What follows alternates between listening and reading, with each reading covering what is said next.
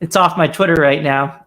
It's always good to retweet right when we start. It'll give it a boost. But yeah, we're live, and these are two guests that we've had on the Educational Freedom Institute podcast on separate occasions in the past already. And we've had a lot of views last time. Jay was on, and Jason Bedrick as well. I think, Jason, how many times have you been on this podcast already? Like fourth time now, or the fourth time? This is my third time. Only. It's you don't have me on often enough, Corey. He's like the regular guest host on Johnny Carson. I want the jacket. I want to be on 5 times so I get the jacket. Yeah. So I just want to say that Matthew Nielsen, the co-host of Educational Freedom Institute podcast, he's running a little late. So if you see him jump on in a little bit, don't worry. Don't let that startle you that someone else is coming into the conversation, but he'll be joining us in a little bit. But this podcast today, we really want to focus on a new book that was co-edited by Jay Greene and Jason Bedrick alongside Matthew Lee, who's at the University of Arkansas. But just a quick introduction, Jason Bedrick, if you guys, for those of you who don't know already, is the Director of State Policy at EdChoice. And Jay Greene is the Distinguished Professor of Education Policy at the Department of Education Reform at the University of Arkansas. A fun fact for all the listeners, Jay was actually my professor when I was at the in the PhD program at the University of Arkansas. Take no responsibility. Yeah, all the bad things that I say it's Jay Greene's fault. He made me this way, of course. But yeah, he was also on my dissertation committee. He was one of the dissertation committee members on my glorious dissertation on the societal impacts of private school choice. So. And of course, you were my handpicked successor at the Cato Institute when I left to go to EdChoice. So I take credit for you too. It's a small choice conspiracy. I actually left Arkansas a little early because Jason tapped me on the shoulder and said, "Hey, I'm moving over to EdChoice. You want to come over to Cato Institute?" And that's really what got me to move to DC a few years ago. So this is a really fun group we have. Too bad we couldn't have. Listeners, you're welcome. Yes, and too bad we couldn't have. And Jason, we're both still adjunct scholars at the Cato Institute. Right. But yeah, enough about our backgrounds. Again, we would have liked to get Matthew Lee on this as well because he's a co-editor on your new book. Sorry, I'm covering you up for a second, Jason, but it's called Jay. It's called Religious Liberty and Education. It's now available on Amazon if you guys want to check it out. I think they have a Kindle version, a hardcover version, and a paperback version of the book. But they go over a case study of yeshivas in versus New York. So without further ado, could you guys give us a little bit of background on this book? And I'll send the link out for everyone in just a second as you guys are going over this. But yeah, give us the background of the book, maybe a little bit about what the heck's going on with the image of this book, if you can explain that to us, and just kind of go. The image on the cover of the book is it's a watercolor painting by Samuel Rothbard, and it is actually titled "Soldiers Check for Seditious Speech." And if you could put it back up, you could see that the soldiers, these are Russian soldiers under the Tsar in White Russia in the early 20th century, listening into a yeshiva classroom where a rabbi is teaching the students about the Jewish faith, and they're just listening in to make sure that nothing untoward is being said. We thought it was a great image because this is the case study in New York is nothing new. It's also really not just limited to the Jewish community in New York. So to take a step back, I'll just give you some of the facts of the case and then talk a little bit about how it has much broader implications. In New York, there are a whole bunch of Orthodox Jewish schools. Some of them are from the Haredi Orthodox community, sometimes called in the press ultra-Orthodox, so that term's not used in the community. I myself, I guess, am technically a member. Most of the yeshivas are teaching secular subjects, but many of the Haredi yeshivas limit the amount of secular study to just maybe an hour and a half or even sometimes less per day. And so there have been, although the days are quite long, they usually start more than an hour before other public schools and end much later in the day, usually around 5 o'clock. And for high school students, can really, some go back after dinner and they have an evening session. So there's a long day of study, mostly, studying Jewish texts, the Bible, especially the Talmud, and commentaries on it, Jewish law and Jewish philosophy and whatnot. There are a number of ex-Haredi adults who grew up in the Haredi community that have formed a group called YAFID, Young Advocates for Fair Education, that were saying, look, there is a statute in New York that requires private schools to meet. They have to teach something that is substantially equivalent to what is being taught in the public school system. And the schools that we went to as children did not do that. We believe that they should be teaching a lot more secular studies, content, skills, etc.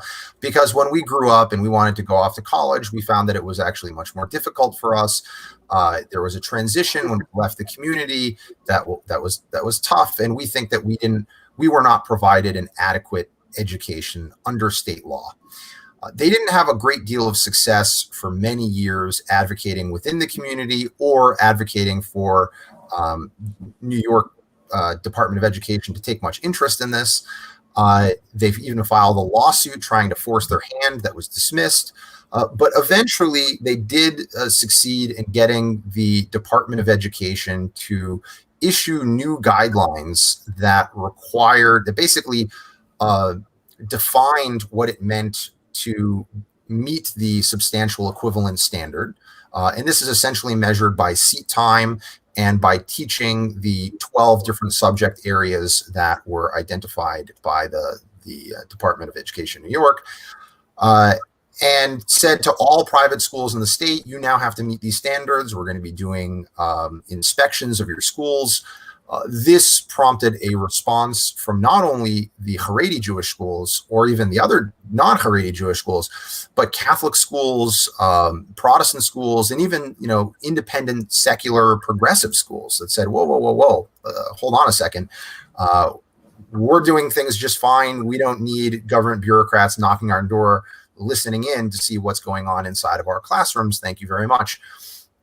They filed a lawsuit that succeeded in blocking these new rules from going into place, but only on technical grounds. So this debate is still ongoing, and the implications really are far beyond just the Jewish community. Just like I can think of two quick, and I know I'm already going long, but two previous examples where the religious liberty interests of families and communities conflicted with the government's interest in educating children as the government saw it. So one case dates all the way back to the 1920s, and that is when the state of Oregon, at the behest of the KKK and other nativist organizations, banned private education altogether. And essentially what they were doing is they were banning Catholic education, because that's what the private schools were. The public schools in those days were essentially non-denominational Protestant. And the U.S. Supreme Court unanimously ruled in Pierce v. the Society of Sisters that the states do not have the authority to ban private education, that the child is not the mere creature of the state, that parents have an interest in educating their own children, as do faith communities, and therefore this is too much government interference. That said, advocates for school choice like to point to that decision. If you read the decision, it actually left a wide door open for the government to regulate private education under the Constitution. So there were many questions still yet unresolved. Years later, in the 1950s, you have the case of Wisconsin v. Yoder, where the Amish... 72, right. Sorry, did I say 50s? No. Yeah. 50s is when they were trying to regulate schools, yeshivas in New York. That was the last time I tried that. 72 was Wisconsin v. Yoder, where the U.S. Supreme Court granted an exemption to Amish families that wanted an exemption from the compulsory education law, at least for high school. They said, look, our kids will go to school for 8th grade, but after 8th grade, we want them on the farm. We want them learning the Bible and study groups. We don't, want them subject to your compulsory education laws. And again, the U.S. Supreme Court sided in favor of the families and the religious liberty interest, but also did leave lots of unresolved questions and did leave the door open for a lot of regulation. And so just as these two cases were not specific, they were specific to Catholics and the Amish, but they had much broader implications beyond those communities. Likewise, the case of Haredi Jews in New York has much broader implications. And the heart of the issue is who has the primary responsibility for educating children, parents or the state. If there is some role for both, what are the limits of those roles? And I think, one of the things I learned in the process of working on this book with Jason and Matt and an excellent group of contributors who wrote the chapters, one of the main things I learned is that the government has the ability to regulate private schools without funding them. This is not an issue of regulation following funding. So, some people say that, that government shackles follow government shekels, but you can get shackles without shekels. So the substantial equivalent requirement in New York imposes a regulatory burden on all private schooling and homeschooling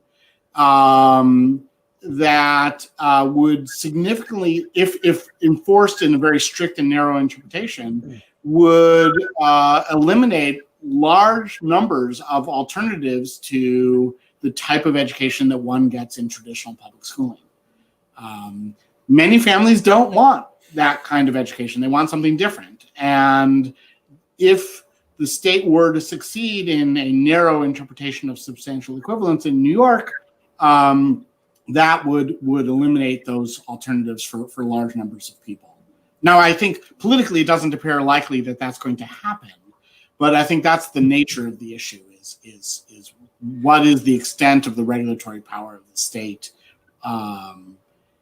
Once you say that there's a compulsory education law and that children have to be educated, then you're left with the question of, well, what constitutes an education? And the state feels compelled to come up with a definition of what is an education. And once it defines it, then it feels like it ought to do something to enforce that. And so that brings us down the road to where we are now, is the state has to figure out what would constitute not educating a child, right? Parents are not allowed to not educate their children. So they want to stop that. But so what, if you go to a yeshiva where you learn multiple languages, study ancient texts, come from an education tradition that dates back over 1,000 years. If you come from that educational tradition, is that not an education? Because it's not substantially equivalent to what the New York public schools are doing. It's unclear how once the state goes down this road, it's unclear where it can and should stop. Mm-hmm. Well, and what happens when the public schools are not providing a substantially meaningful education to so many children? Why it seems like there's a difference in standards here, that you can have one public school with a 0% proficiency rate and they're not getting closed in some cases, but then we're having this argument about the private schools that aren't accepting public money. Well, they're accountable to the public. Well, there's an input versus outcome regulatory issue here too, which is the way that the state has understood substantial equivalence to be regulated is through inputs. So they're concerned with the amount of minutes in a day that should be spent on each topic. Okay, but it's not equivalent necessarily in the outcomes. If it were, a very large number of traditional public schools in New York City are performing substantially worse by any reckoning than are the schools that are in question here. Mm-hmm. So what are some of the biggest examples from your book of like just government overreach, I guess, or just any particular examples from the book you'd like to point out? So, I mean, interestingly, the politics of it are fascinating. The government, this law has been on the books for a century. Actually, it was enacted at the same time that New York adopted their Blaine Amendment, right? So they were saying, look, you Catholic schools cannot take any public funds, but you're going to exist. So we also want to make sure that you look as close to what we're doing in the so-called common schools as possible. So these two were both essentially targeting Catholic education. Go ahead, Jay. Right, but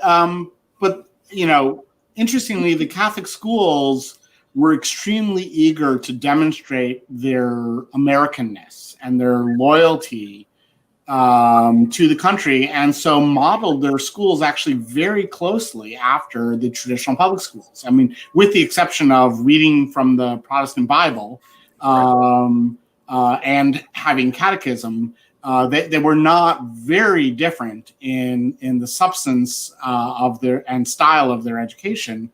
And so this law disappeared and fell into disuse because the Catholic schools were substantially equivalent. And when alternatives really began to pop up, so progressive schools that had very different understandings of what an education should look like, homeschoolers who have very different understandings of what an education should look like, and these Orthodox Jewish schools, they're clearly not the same as what you could find in a public school.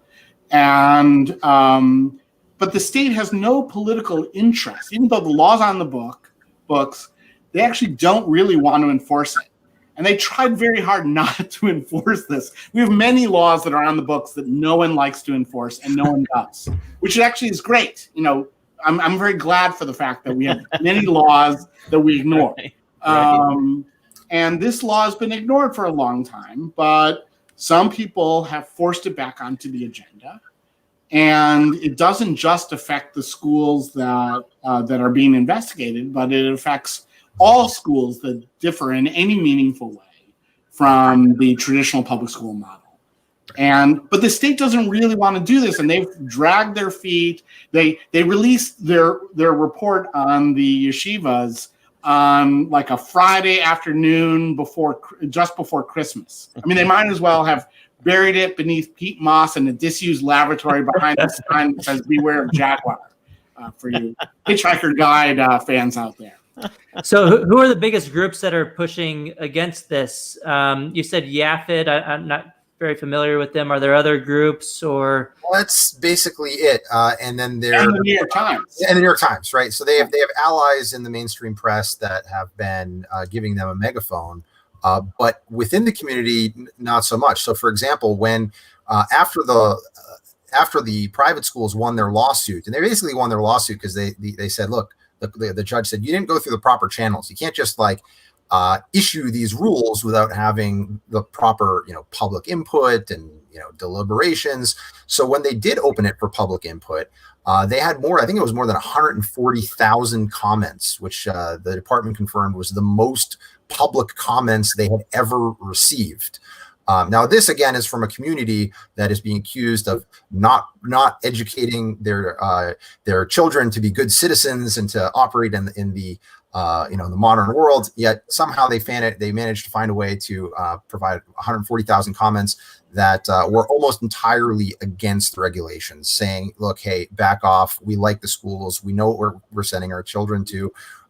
We are choosing an education that is substantially different than what is being offered at the public school. We are aware that those exist down the street, and if we wanted it, we know that we can get it. We want something else. Please just let us continue to live our lives as we want to, according to the dictates of our conscience and our faith. So, Jason, I know I follow you on Facebook pretty closely. I know you share a lot of these New York Times articles that are anti-yeshiva and whatnot, and maybe some other outlets do it as well. What are some of and Jay, you can answer as well, obviously, but what are some of the, I guess, recent attacks that you've seen, and what it's like the substance of their argument? Are there any ridiculous claims that they make, and what are your responses to things that they've said about these schools? It's been relatively quiet over the last several months. That could be because there's this sort of, I think, I don't know, maybe you've heard, there's a global pandemic going on. There's a few other news items that sort of pushed it to the back page. The last it really got attention was in the weeks after that report was issued.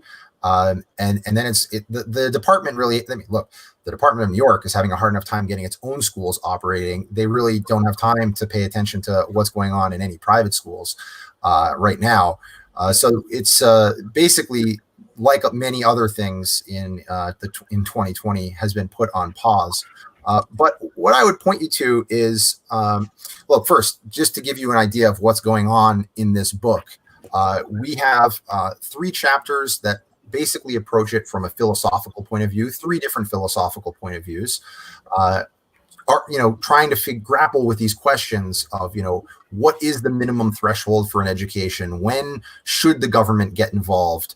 When there are these disputes between parents and the government over these questions of what is a quality education, who gets the final say and under what circumstances.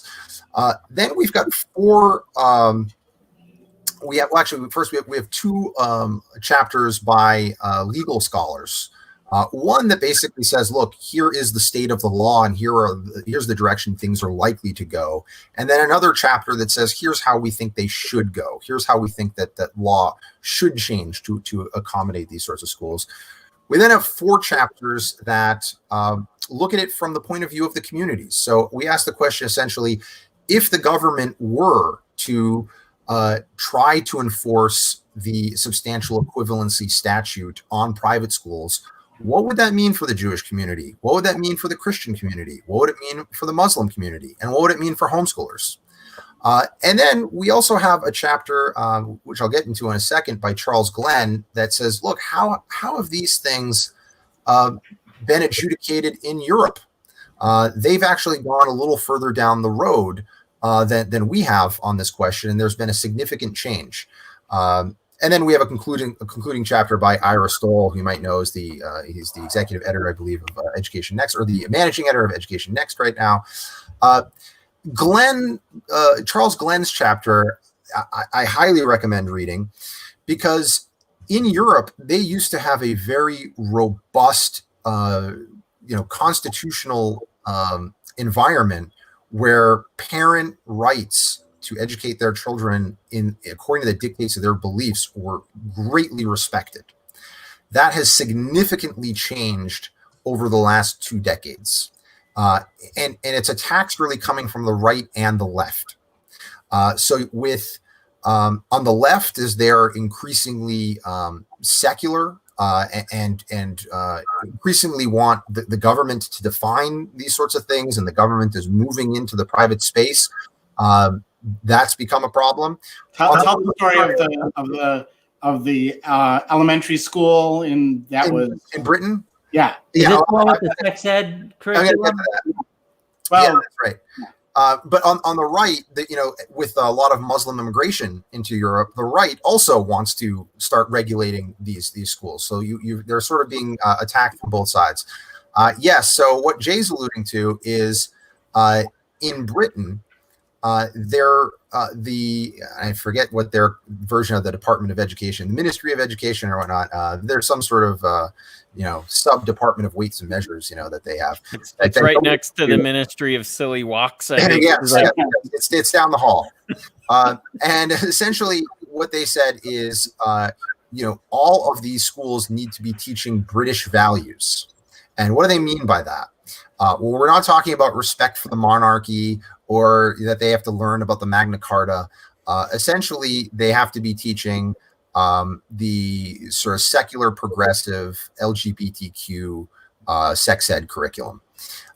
And a lot of religious schools, Christian, Jewish, and Muslim, said, whoa, we're not interested in teaching these things, especially at the very young grades. So there was one school that it was an all-girls school, Jewish school, that had been receiving passing grades every year. They said, look, you've got certified high quality teachers. Your test scores are really good.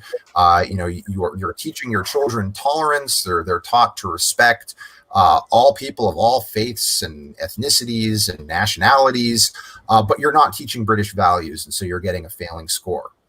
And again, what they meant by that is that they didn't have, they specified they were not teaching children that they could grow up and be transgender or marry someone of the same sex. And the school was only grades 1 through 3. Okay. Wow. So we're not even talking high school here. We're talking, first, second, and third grade girls, right? Up to like 8 years old. They need to learn this stuff. And the school said, absolutely not. We're not going to do it. So there has been that fight there. They may be 10, 15 years ahead of where we are in the United States. We could be going down that direction. And a part of it is because they entered into this convention on the rights of the child in Europe that says, every child has a right to a high quality education, which, who doesn't agree with that? Everyone thinks that children have a right to an education. The question, though, becomes who gets to define it. So if parents are saying we are providing our child with this education and the state says, no, we think you need to be providing this education over here. Okay. Essentially the courts are saying, well, who gets to decide? The state.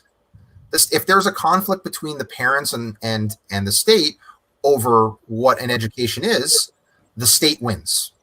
And so all of those constitutional protections that they previously had have been eroded in recent years.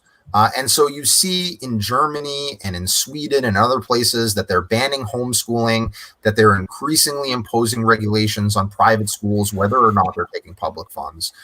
And this is the sort of direction that certainly some in the United States, you tussled, I think, with Elizabeth Bartholet and others. This is the direction that they want to go here in the United States. And I think it's very important for advocates of educational liberty and religious liberty to familiarize themselves with what's been going on in Europe and with the case in New York. It's a test case, I think. So you touched on something, Jason, that I think is worth just exploring for a minute or two, and it's this substantial equivalency requirement as compared to, or what's the what are we testing it against? What should it be equivalent to? And the difference between what that test was, what the status quo was when the law was passed, and where we are today. And so, Jay, I wonder if you wouldn't mind talking us through how the changing circumstances over the course of decades takes us from point A to point B, where we are today. Well, so the standard is explicitly what is taught in the public schools. Mm-hmm. So that is the norm against which all other educations are to be compared under this statute.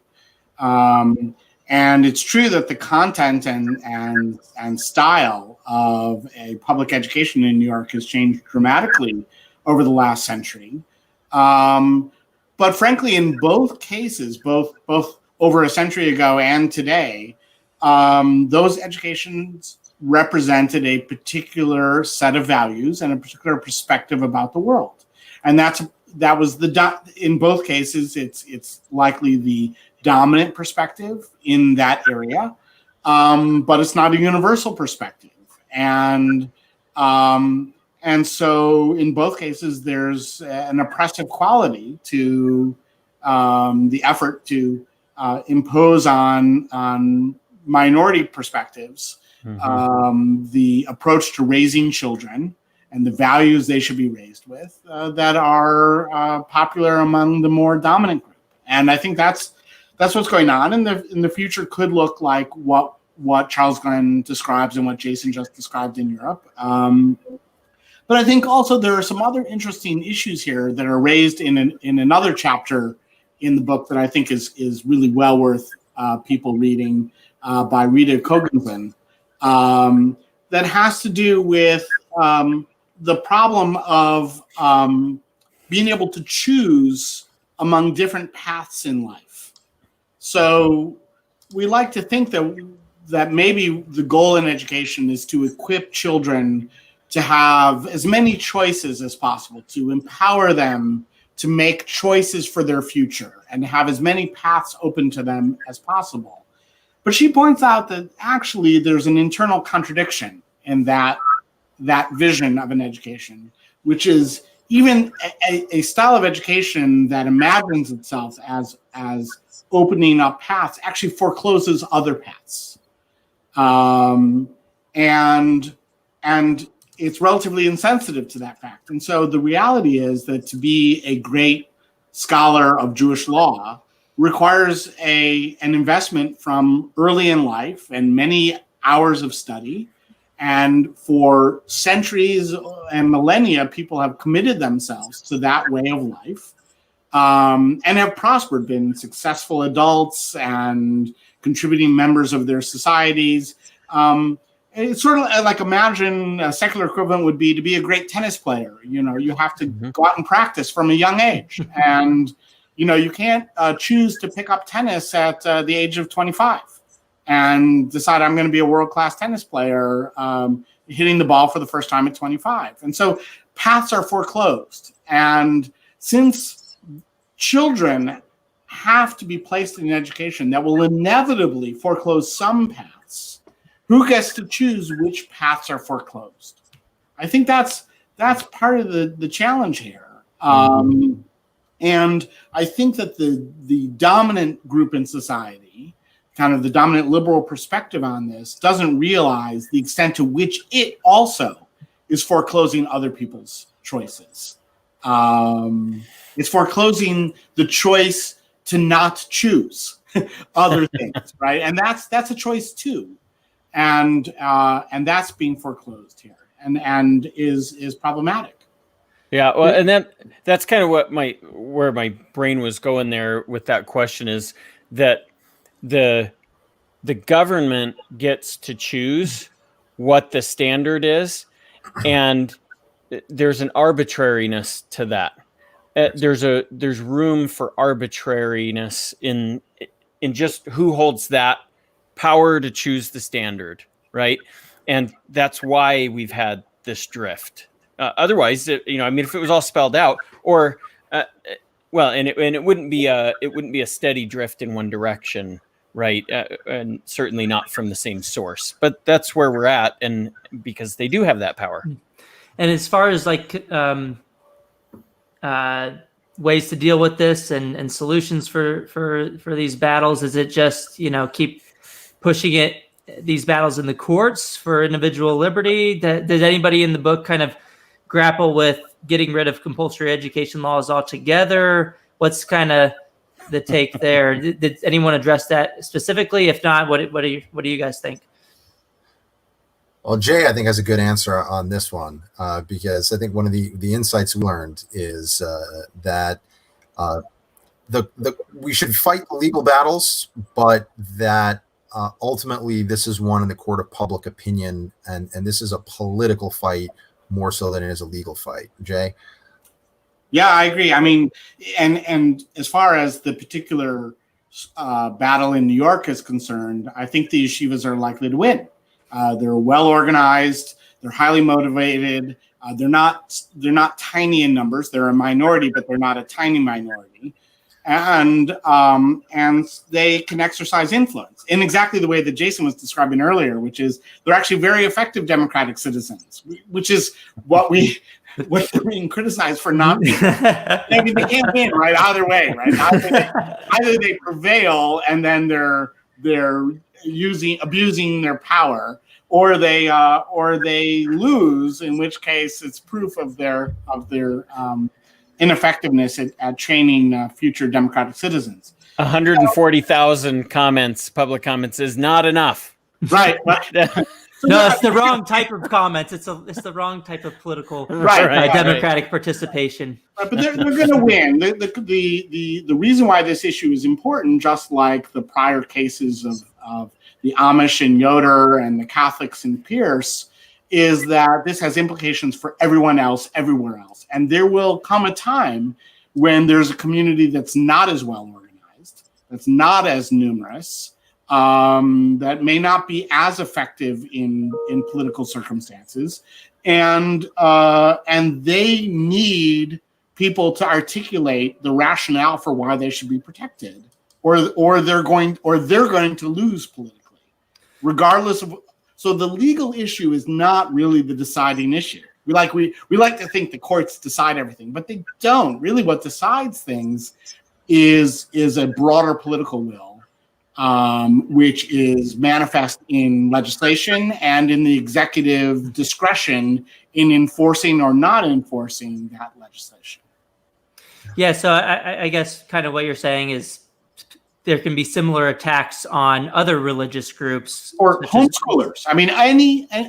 Think about the education of that Jean-Jacques Rousseau describes in the Emile, which is the kind of the ultimate progressive education. That education would completely fail the substantial equivalence test of the New York statute, right? They would forbid Rousseau's Emile from being educated in that way if that legislation were strictly interpreted. Which is why, by the way, I think the secular progressive private schools joined. If you're running a Montessori and Waldorf or whatnot, and they're saying, well, you need to spend a certain amount of time on each of these given subjects, and we're going to have some government bureaucrat come and make sure that you're spending this much. They're saying, whoa. Some of our kids may be doing that. Some of our kids aren't. They're not necessarily learning all the same subjects every single year. We don't do the same kind of seat time requirements. So just by, saying that you're going to start imposing this, you radically change our model of education. And we think we're doing a good job. Families that choose us know what they're getting into. Our children seem to be growing up and doing just fine. So, leave us alone.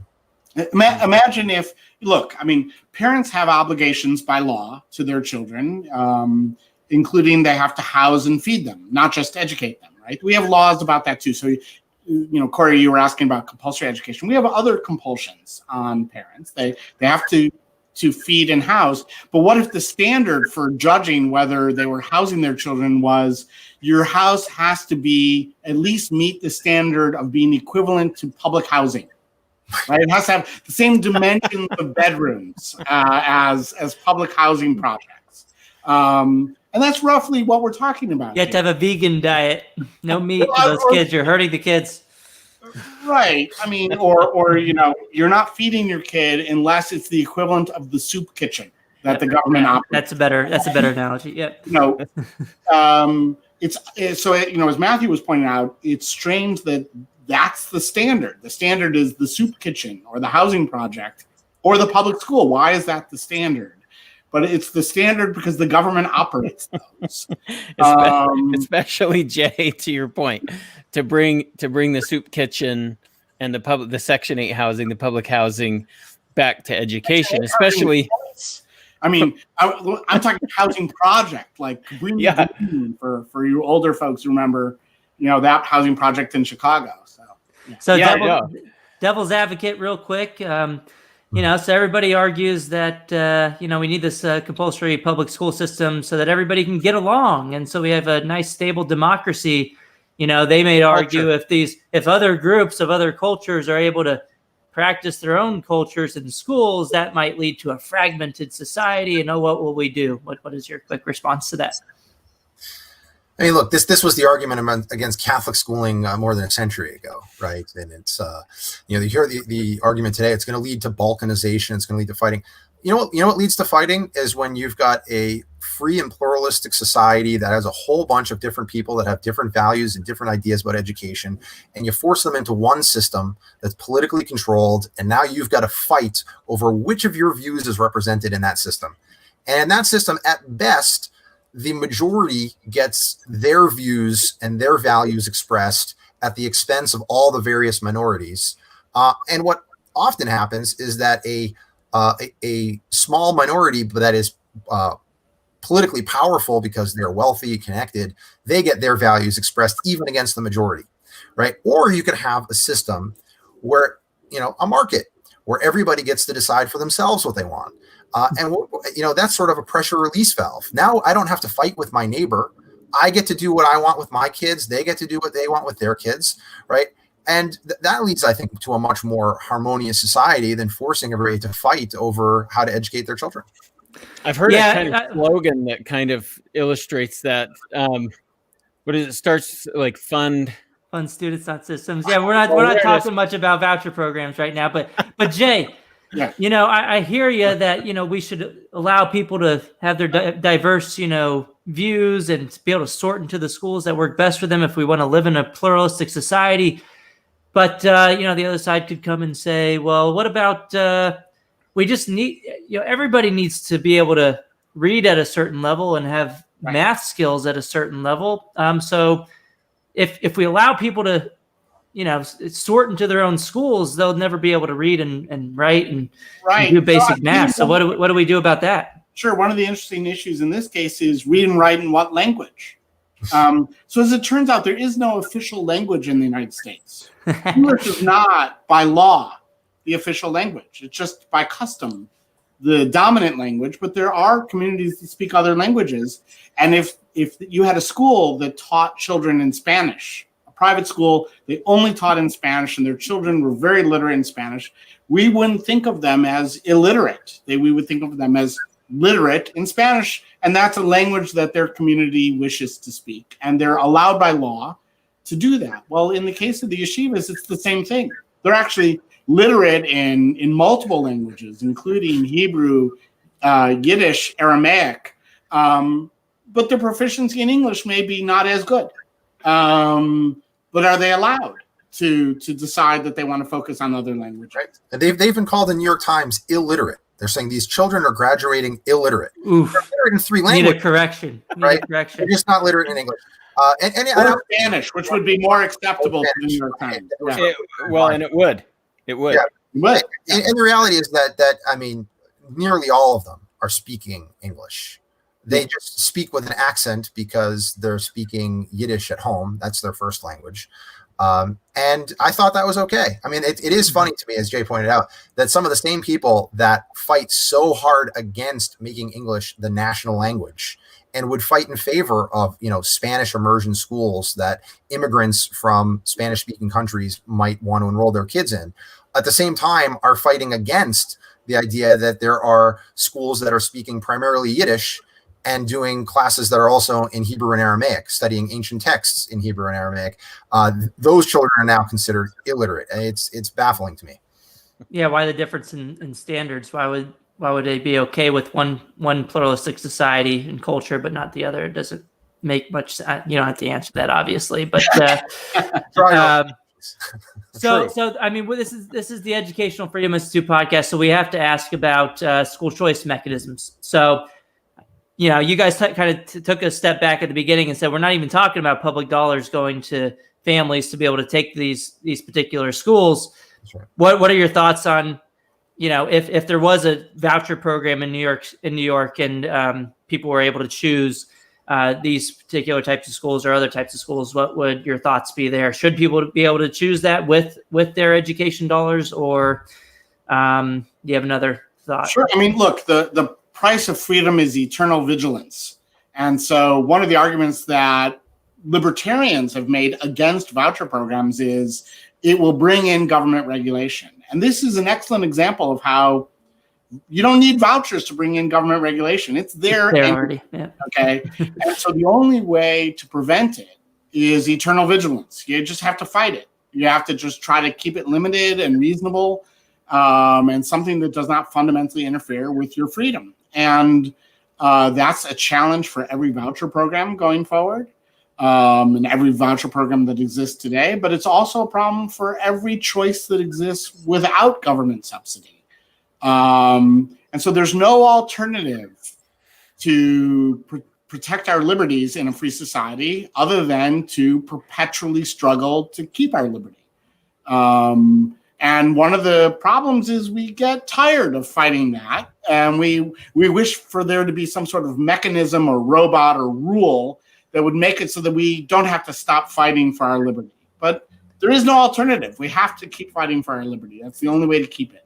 That's right. And to your specific question, I think if the government were to say, look, we will provide funding for education, but we're not interested in funding, Talmud study. We are interested in funding, people getting to a certain level of proficiency in English and math and science and history. That makes sense, right? And then the schools and the families get to decide whether or not it's worth it for them to take those dollars and to then teach those subjects in that way. Right now, there are about 150,000 yeshiva students in New York. New York spends $30,000 per pupil on average. So if they were to offer the yeshivas $4.5 billion, maybe they would say, okay, we'll cover a couple hours a day of English and math and science. Family science, like one of the 12 subjects is family science. I mean, the thought of requiring yeshiva students to study family science when they're probably really good at organizing and running families. Right. Yes. Ask them and their 8 kids if they figured that one out. So that makes sense. Obviously, I think that when it comes to the design of educational choice programs, there should be a very light touch. There's got to be some sort of minimum standard, but there should be a variety of ways of meeting that standard. Whether some schools want to meet it through seat time, others want to meet it through nationally normed reference test. That's I think there's a variety of different options that you could go with, but. I mean, it is interesting right now that they're telling these schools you must do X, Y, and Z without actually funding the it's even worse. Instruction in those schools. If you want control over the instruction in those schools, you should have to pay for it. Yeah, and I mean, I just think about this as like if you think about the Espinoza case, and you can't prevent private schools from participating in religious private schools from participating in voucher programs. I wonder if a case could be made that this would be discriminatory against certain religions because their schools are more likely to focus on one thing or another. And I wonder if there could be a case to be made that having these types of regulations tied to the program could be discriminatory against certain religions. Again, legal strategies go nowhere without the political will to back it up. So, I mean, for people interested in protecting and promoting choice in education and liberty in religion, you have to organize politically and make your case through elections to win. And the thought that you could win simply through the courts or lose through the courts is, unlikely to be the dominant. Courts are the weaker branch. It's the political science lesson that is hard to teach to children. Because they think whoever has the last say is the most powerful. But what they don't think about is who has the enforcement mechanism. So, the legislature has the purse and the executive has the sword and the court has its word. That's all it has. And so it's the weakest branch, as it turns out. Yeah. So anything else you want to hit on the book? We're coming up to almost an hour, but I really wanted to use this time to let you guys say whatever you want to promote the book. I think everybody should check it out. Again, it's available on Amazon, Religious Liberty and Education, a case study of yeshivas versus New York. This is edited by Jason Bedrick, J.P. Greene, and Matthew Lee. And today, just reminding everybody on the podcast version of this, we have Jay Greene and Jason Bedrick on with us today. You guys want to, any closing thoughts or?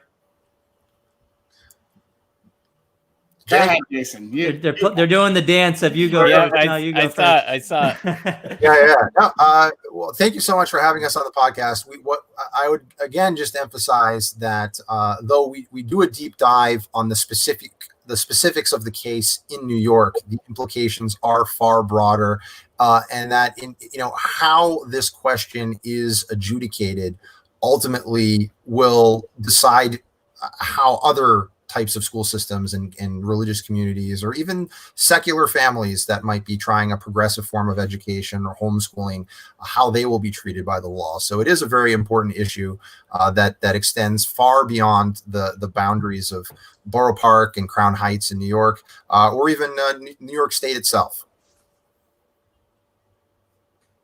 Yeah, I would just echo, thank you for having us on the podcast. These are some of my favorite conversations, basically because I like talking to my friends, and so it's nice to talk to all of you. I think the last time that we talked and I was on the podcast, it was kind of very early in the pandemic, and I think we were just trying to figure out, how we were going to cope, and I think we're moving forward on that challenge, and so I think we're getting to the point where we can begin to return to our normal concerns of what the world looks like long term. And this is a real concern for what the world is going to look like long term. Are we going to be in a world where parents are going to have the primary influence over raising their children, and what kind of values their children will have, and what kinds of educations they'll receive?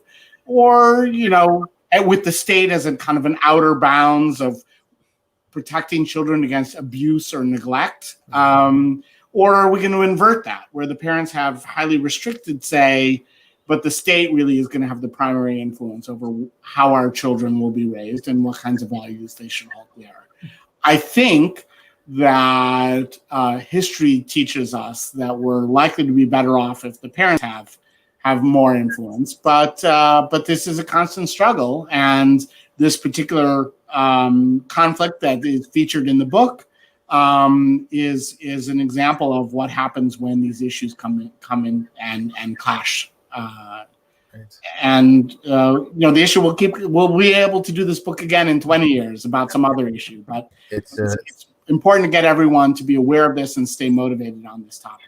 It's not a new issue, and it's not an issue that's going away. The government is always interested in listening what's going on inside the classroom. So, like Jay said earlier, the price of liberty is eternal vigilance. Yeah. All right. Can I add something real quick? We have a couple minutes left. Go ahead. So I'm going to, because I missed the beginning, so I get to say something real quick. But just to your point, both of your points that you just made there in a wrap up, if you as a parent, you're listening, parents listening into this podcast, or a concerned citizen, even, you're not a parent, but you're a concerned citizen. If you believe that you are going to have now and in the future, in perpetuity,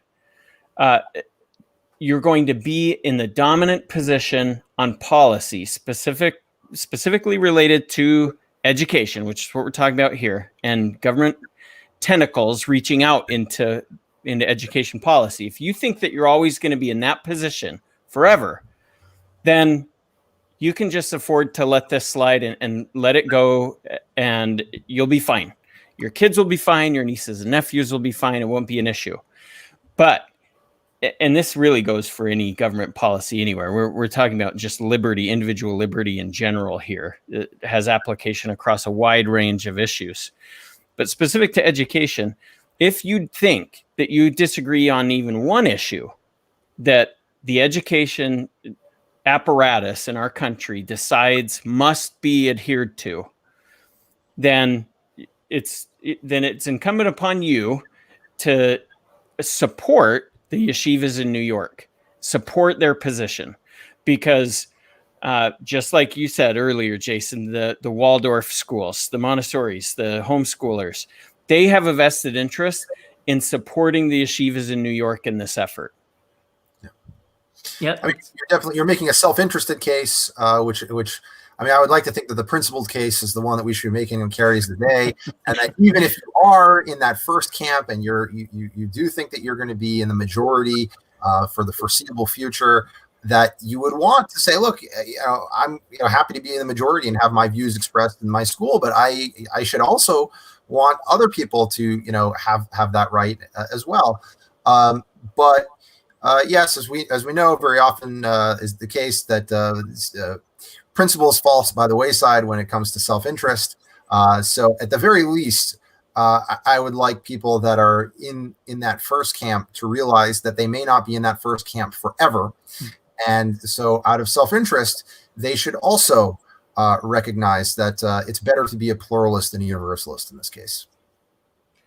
Yep, Great point. absolutely. That sounds like a good note to end on. And I just want to remind everybody again, this is the Educational Freedom Institute podcast, co-hosted by myself, Corey DeAngelis, and Matthew Nielsen of the Educational Freedom Institute.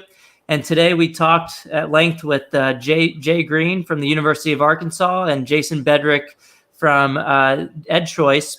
And we discussed their book, Religious Liberty and Education, a case study of yeshivas versus New York. I just put the link into the comments on whatever platform you're watching from. You'll be able to check it out on Amazon there. So I recommend everybody going and checking out their co-edited book. But yeah, thank you so much, Jason and Jay, for joining us again on the Educational Freedom Institute podcast. Thank you for having us. Guys. Thanks. Have a good weekend. Bye-bye.